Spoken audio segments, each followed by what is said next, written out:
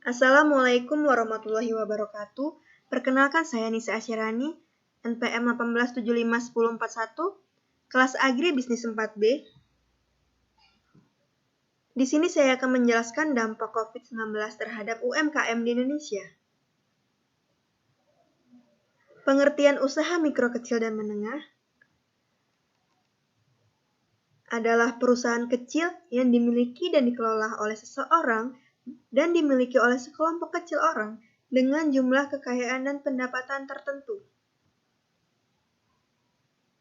Jenis-jenis UMKM antara lain, yang pertama kuliner, yang kedua fashion, yang ketiga otomotif, dan yang terakhir agribisnis.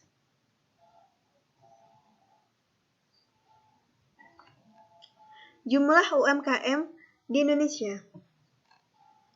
Pada 10 tahun terakhir, perkembangan UMKM di Indonesia mencapai 99,9% dari total unit usaha di Indonesia. Jumlah UMKM yang tersebar di Indonesia sebanyak 62,9 juta unit, meliputi perdagangan, pertanian, peternakan, kehutanan, perikanan, pertambangan, pengolahan, bangunan, komunikasi, hotel, restoran, dan jasa-jasa. Dampak COVID-19 terhadap UMKM. Yang pertama, penurunan aktivitas jual beli.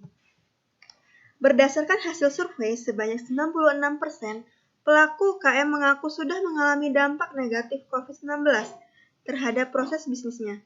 Sebanyak 75% diantaranya mengalami dampak penurunan penjualan yang signifikan. Tak hanya itu, 51% pelaku UKM meyakini kemungkinan besar bisnis yang dijalankan hanya akan bertahan 1 bulan hingga 3 bulan ke depan. Yang kedua, bahan baku sulit didapat. Kebijakan social distancing yang dipilih pemerintah Indonesia telah membuat aktivitas produksi terganggu. Beberapa perusahaan mengambil kebijakan work from home. Beberapa lagi memutuskan untuk merumahkan karyawannya hingga PHK massal. Yang ketiga, distribusi terhambat. Terhentinya aktivitas distribusi tentu sangat merugikan pelaku bisnis UKM. Mereka kini kebingungan mencari cara mendistribusikan produk. Terlebih bagi UKM yang sudah mulai memperluas jangkauan pasar hingga luar daerah atau bahkan lintas pulau. Penyedia jasa takut terpapar COVID-19.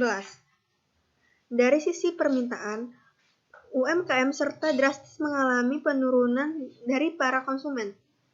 Akibat wabah, para konsumen mengalami kondisi psikologis takut tertular penyakit, sehingga mengurung diri di dalam rumah.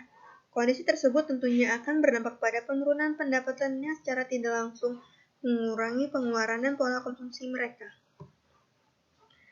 Demikian penjelasan dari saya. Apabila terdapat kesalahan kata, saya mohon maaf. Saya akhiri. Wabillahi taufiq wal hidayah. Wassalamualaikum warahmatullahi wabarakatuh.